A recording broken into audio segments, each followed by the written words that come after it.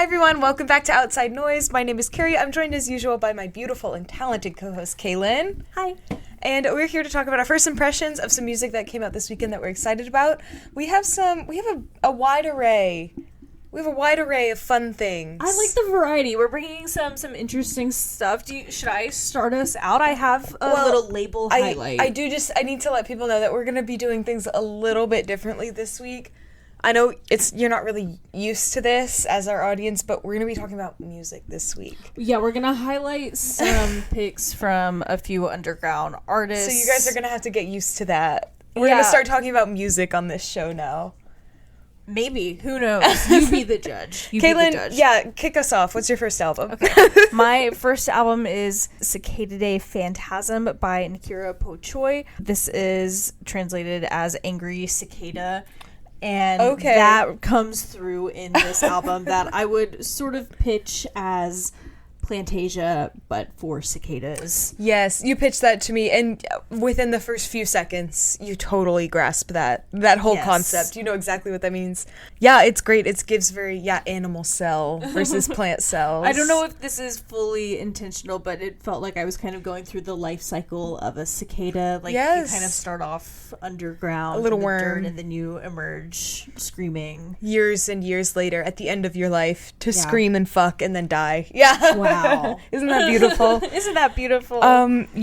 Just super vibrant and very textural. You said it's all synthesized as well, though, right? So I love that idea of like trying to take something not organic and make organic sounds with it. Yeah, some of this really is very like cicada kind of in its sound. There's groggy drones, almost like, cicada buzzing, low frog ribbit, like love that. It. Yeah, those very basal tones. I love that. I love kicking it off with like this weird.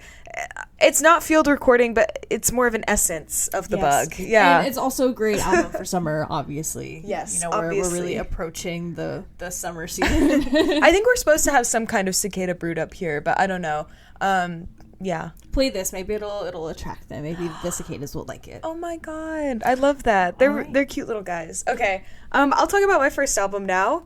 I'm talking about Useza by Chaka, Chawasarira. This is from an 83-year-old artist from Zimbabwe. Yes, he's a very old man.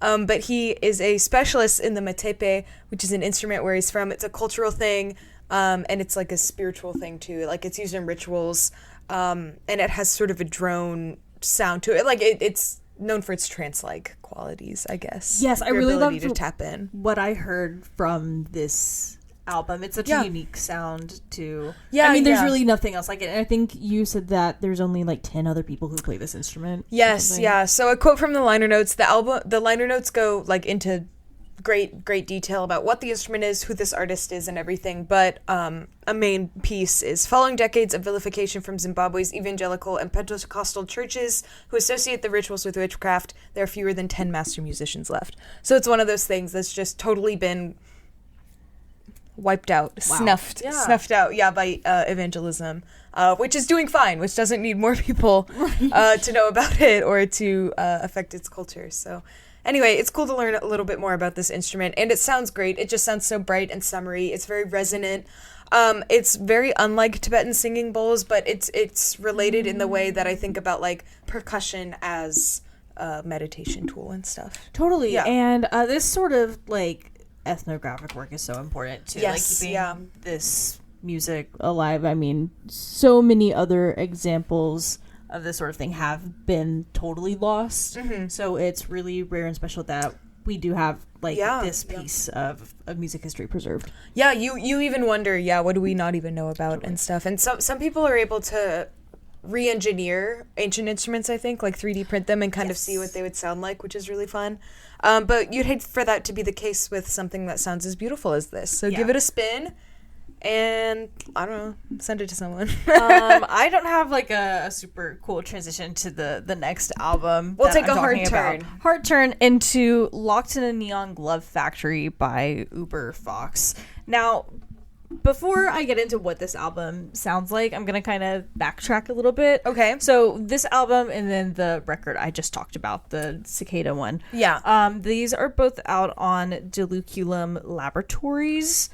from Paraguay. Ooh. So this is a net label, an online kind of Bandcamp project, and I think it might all be the same person. It might all be one. You've gone back and forth on this a little creator today. Operating under different monikers. I don't know if that is the case. I know that there's a couple of like Bandcamp projects that do this. DMT tapes in Florida being an example, but then they've also brought on other collaborators as well, so it's a little less like it's not just their just thing. solo. But so I don't know if the case is the same here.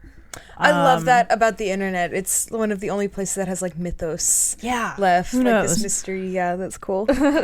So all that being said, this is Right. another release. Maybe the same artist, maybe not the same artist. And there's different project though, ultimately. There's ways in which they're very similar, and there's ways that they're entirely different. Yes, let's get into Locked in a Neon Glove Factory. Yeah. The name is very evocative, and musically, I would describe this as sort of like survival horror game music. Not exactly a video game music, because it goes a lot deeper into atmosphere, and these really like heavy and harsh industrial sounds. Well, and it's not like 8-bit. Like that's not. No, not like 8-bit music, but like cinematic kind of in its scope. But I don't think it's that cinematic. I think it is just truly. No, it was a lot closer and noisier, than any of that, It's extremely tense, but it also goes through a lot of different sounds. Some of this is really fun, more like cold wave, dancey, 9 Inch Nails, kind of soundscapes. There's definitely a coldness to it that runs throughout. It does go in a lot of different directions. It's refreshing in that way. Yeah, it's really great work, and a fun kind of contrast to the bright bug, to the buggy, the Midsummer and the Hereditary of it all. I'm literally. Sorry. I mean, listen. But am I wrong? I'm not wrong. That's the thing. You're not wrong. And like, if that's the metaphor that communicates it to the people, then so be it. So shout out to this label, and both of these records are great picks. There's some other really weird fun stuff on here. Flying Saucer Review by Malfunctioned Time Machines also came out, I think, this week. Did this also come out this week? All these, sure. Bonus shout out for Flying Saucer Review too. Great. Okay, is it time to talk about my next album? Go for it. Okay, cool. I'll be talking about 1,000 Years in Another Way by Activity. This is really cool. It's tagged as art rock, but I feel like that doesn't necessarily give it like all the credit for all the cool shit it does. It is like this amuse-bouche, like all the yummiest stuff of these decades of like kind of dark rock music. You can clock like a 90s grungy type of thing, but it's this like gentle voice and this very like hazy and drawn out instrumental. They also talk about having sort of a modern perspective on that which doesn't really need to be said, like just everything being fucked up, the state of things. Yeah, just the elephant in the room, of course. Of it all. So on one hand, their perspective is like the sort of modern idea of society like being on the brink, like everything being very overwhelming and chaotic, maybe. And I think there were some of those emotions floating around in the era that this draws from. And it's cool to see those perspectives applied to today. Right, yeah, because sometimes you do hear just like, oh, we're just like influenced by what's going on, and I'm like, okay, that's kind of like, so not for this band. For some bands, it can be like a superficial thing to say, but I feel like this does come from like a very pure place and like a very true place of like trying to capture that level of uncertainty through the haziness. It's not too maximalist or anything. It's very tastefully done. Yeah, this really takes like the best of that kind of 90s sound, which a lot of bands didn't do very well. That's true. And a lot of bands have flopped at that. They're like, okay, let me fix this. They really show us how it's done. Yeah, it's great. I hope it seems like they're like taking a big swing to really make it. They have like 12,000 or something monthly listeners, so they're going for it, and I hope they get what they want.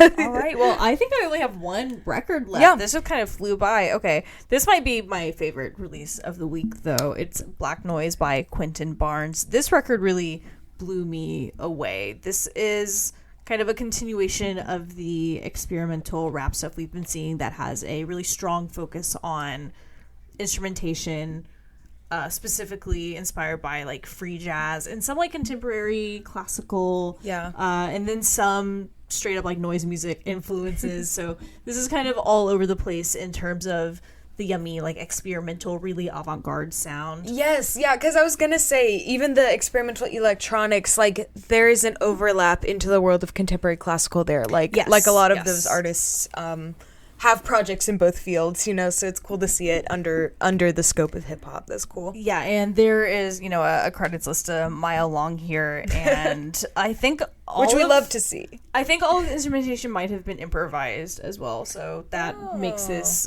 even crazier as a project. I was really blown away by all of this. Every track is great. Beautiful. No skips.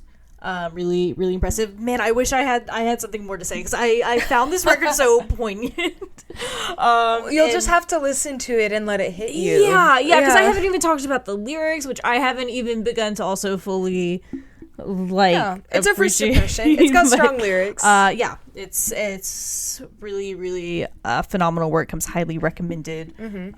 Someone better review this. Someone on our team. Someone. Maybe it'll be me. Yeah, I wonder who. I'll someone who could try and put all these big emotions about the album down into words. Yeah, and I feel like that's always when I write my best stuff is whenever it's something that really grabs me. And this hooked me. Yeah, I listened to the whole record. Passion. Great stuff. Okay, I have one more album as well. It's another hip hop release. Ooh, unintentional hip hop corner here on Up Next. This is Other Blues by Defcee and Parallel Thought. Both of whom have been around. Both of whom. Okay, ChatGPT. No, I'm kidding. Both of whom have been around for a while. It's really cool. In a lot of ways, it sounds like classic hip hop. I think just songwriting structurally, but it sounds a little sharper. You could tell it's like a modern day release. But it's just sort of fused to the classic 90s hip hop ideas. Oh yeah. But there's also a lot of modern ideas here about being an underground musician and like the multiple grinds you have to be running to make it, as it were. And even then, making it is, he says it really well in the first intro track. He's like, man, I'm not even Chicago famous. He's like, I'm really trying here. So it's cool. And I mean, both of these artists are doing very well for themselves. I don't really know what he's talking about. Right. I mean, yeah, you can have a little bit of bluffing. Well, yeah, and that's the thing too about hip hop and writing and everything is it is multifaceted. And when you do have to do this grind and you are doing well for yourself and you still have to have a job on the side, like that's exactly what he's getting at. It's like also very much the ethos of our project too. And there's a lot of really cool jazz samples going on that really take it there, a little funk. Yeah, and you really you can't go wrong with that, just like old school kind of I hate like conscious hip hop because I'm like, I feel like it's like almost derogatory to conscious all the rest of because I feel like inherently the genre it's very thought out. I don't know. Yeah. It's interesting as like a descriptor, but I get what they mean when it is like larger, more societal ideas and everything. That's definitely what Defcee and Parallel Thought have done here. So yeah, for sure. And there's so much great hip hop that comes out of Chicago, so I'm glad that we could find something from like the insane number of pick from releases. The pool. We've talked about it before. A lot of the hip hop we come across, actually, the artists have more monthly listeners than we like need to talk about. There are a lot of more underground projects, but I will look up a hip hop project that has like 8,000 million billion monthly listeners. Yeah, a lot of what comes across our desk. It's still, I mean, even because underground hip hop is a huge scene, like. Even the underground hip-hop artists have millions of monthly listeners. Yeah. Exactly. You can still be a relatively small artist, but have even 90,000 or 80,000 monthly listeners, which is usually more than what we would More than what we would cover. Yeah. Exactly, yeah. Because we are looking around that 20,000 range. So, yeah, a lot of very popular hip-hop, I guess, which is a good thing. But I think this Defcee and Parallel Thought album deserves its flowers as well. For sure. Yeah. All right. Well, that brings us to the end of the episode, Carrie. What are you looking forward to this week? Oh, my goodness. I am starting my first ever sand volleyball league this week. Oh, that's exciting. Yes. I've played on the sand once before, and it's very difficult. So I'm excited to pick it up. I've been running it a little bit on the side, trying to get some cardio up. We'll see. What about you?